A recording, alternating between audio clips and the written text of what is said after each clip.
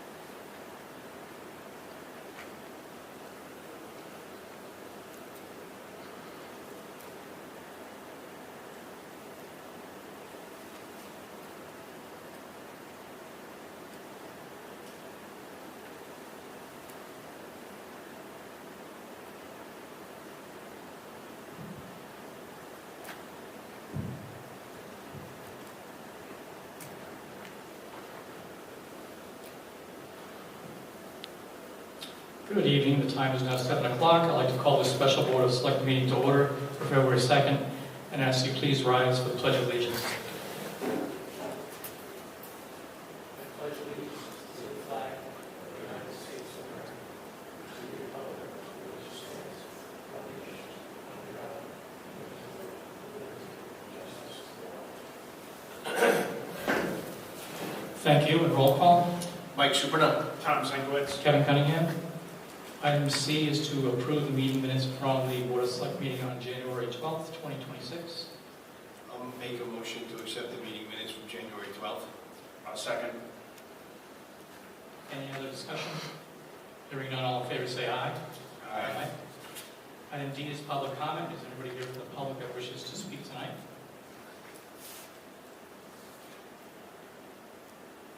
There is no old business. We go into item F, new business. Consider an act on tax refunds as requested by the tax collector totaling $4,479.62. This is for Keegan and Tiffany Ruiz. That amount seems rather large for an individual. This is a person who should have gotten the veterans exception, so they didn't, and they were able to go to talk to the tax assessor about that. So that's why this is a request. I'll make a motion that we approve the tax refunds as requested by the tax collector totaling $4,479.62. I'll second. Thank you. Any other discussion? Hearing none, all in favor say aye. Aye. Item 2, discuss an act on reappointing a member to the Economic Development Commission. So we have a member, Denise DeRosiers. yes, who should be reappointed, and the dates are listed for term dates of January 6, 2026 until January 6, 2031. I'll make a motion to appoint Denise DeRosiers for term dates 1/6/26 until 1/6/31. I'll second. Any other discussion? Hearing none, all in favor say aye. Aye. Item 3, discuss and act on adding 2 residents as representatives to the Northeast District Department of Health. In your packet, you should have the 2 reps. We have Ali Zulfikar and Mary Landry. Correct. I'll make a motion to appoint Ali Zulfikar and Mary Landry. I'll second that. Any other discussion? Other than the fact they've already gone to the health district to get their packet ready to go, so they're ready to start. All in favor say aye. Aye. Next item is for discuss and act on appointing a member to the Capital Strategic Planning Committee. Should have been in the packet. Sonia. Yes. Who resigned, Karen? Nobody. There was one opening. Oh, okay, I'm sorry. This is the final one. I'll make a motion to appoint Sonia Chapman. I'll second. Any other discussion? Hearing none, all in favor say aye. Aye. Here tonight is, in case you need any questions, we have our finance director, but to discuss and act on approving the purchase of new accounting software. If you want to say a few words, that would be helpful. And I get to turn that one on.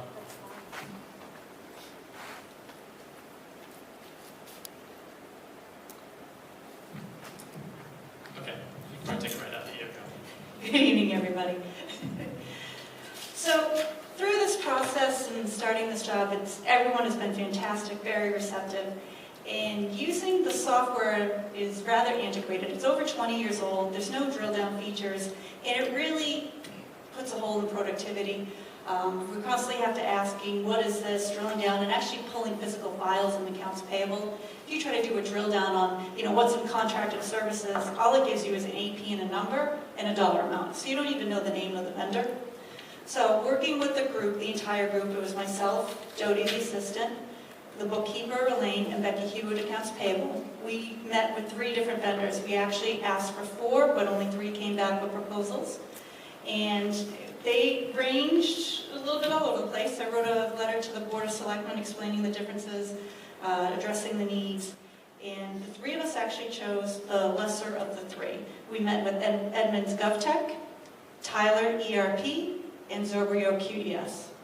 Tyler ERP is actually the standard, or in the state, they are the biggest one. They are most known, well-renowned, but it was so much for our town. We didn't think we needed all those bells and whistles. The Zobrio QDS I really liked because it also integrated like a ClearGov kind of software, which had personnel budgeting, but their AP functionality we didn't feel was as good as we wanted. We felt that was a little lacking, and that was the main reason why we wanted to look at other softwares.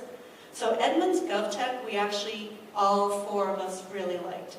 It was interactive, there was 24/7 support, there's no limit on the support, which we also liked, and it was very user-friendly. So we think the learning curve of transitioning to our AccountMate 9.1 to this Edmund GovTech will be easier. We have government funds to pay for it, and you guys should all have copies of all the proposals.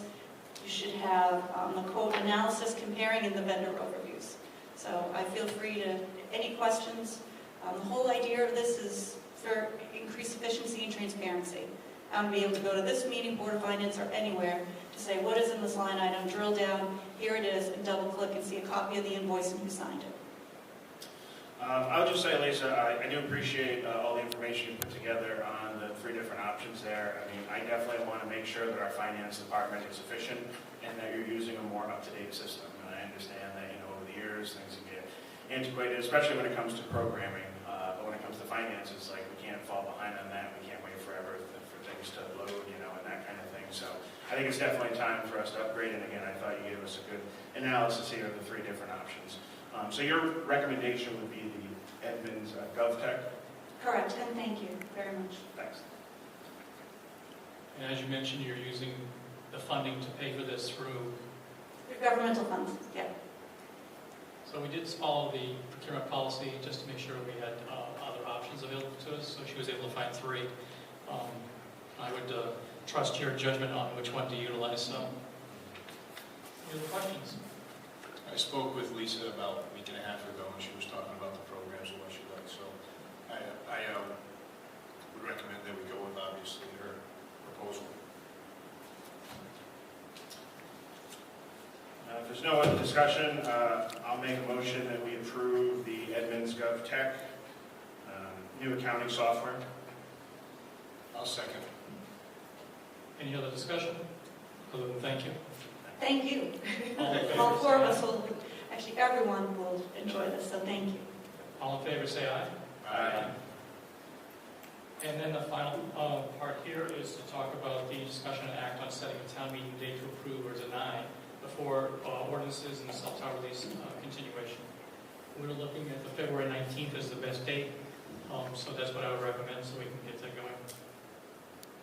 Kevin, there's no conflict with any other meetings that night? Like I discussed with you, Kevin, I will be unable to make the 19th. So that we have a motion. I'll make the motion to the 19th for the public vote on the town meeting. I'll second. Any other discussion? Hearing none, all say in favor, say aye. Aye. Thank you. On go into other. I do want to appreciate the fact that sorry, go out again. Okay, so the people who've been responding to the open spots that are available for different boards and commissions, I want to thank the people for coming out for that. Obviously, you heard a few tonight. We still have some needs that I think that the public should be aware of. Inland wetlands does need some support. So if anybody's interested in inland wetlands, conservation still needs a couple of people. If you have a question and a concern about it, give a call to the town clerk and they can help you to fill out some background on that for each of those positions. Kevin, just to be clear, so the capital strategic planning, there are no more vacancies on that, correct? Correct. So the only situation would be if somebody decides they're not interested anymore and resigns, then we could fill Correct. that spot. Okay. Yep. The other thing I would say to the other selectmen is this is the time we prepare for our budget season. We've done some work on that already. The only question or comment that I would put to the other selectmen is to figure out what we would put into monies to allocate for keeping the ECC, because we're still going to wait probably a good 4 to 6 months before we have that strategic committee come up with the assessment of that building to what it can be used for. So in the meantime, our budget process starts and be voted on by then.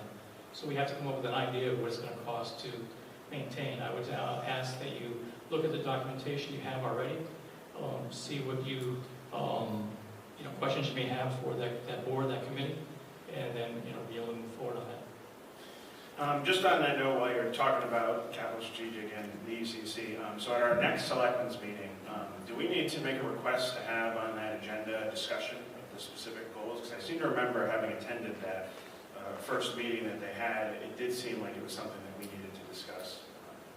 Specifically, as far as what they're going to be looking into. They're more than welcome to make modifications to their goals, but we already had listed what we had an insight for the buildings. I know other things were brought up in that first meeting. I personally didn't think they were appropriate. You're not going to be looking at sewer lines all around the town of Plainfield. That's kind of out of the scope of what we're looking for. It's really buildings, making sure there are buildings. Right. No, I understand what you're saying there. What I'm saying is that I think it needs to be clearly defined, because it seemed like there was kind of suggestions coming from all over the place. So it's like, wouldn't we want to discuss that and make it clear what the Board of Selectmen's expectations are? Absolutely. Okay, so can we request to have that? Yeah, why don't we, discussed? I can give you another copy of what we had before. We can bring that up for discussion at the next meeting. Okay, thanks. I know they wanted some direction too. At their meeting, they were asking for a little bit of direction, so that'd be great.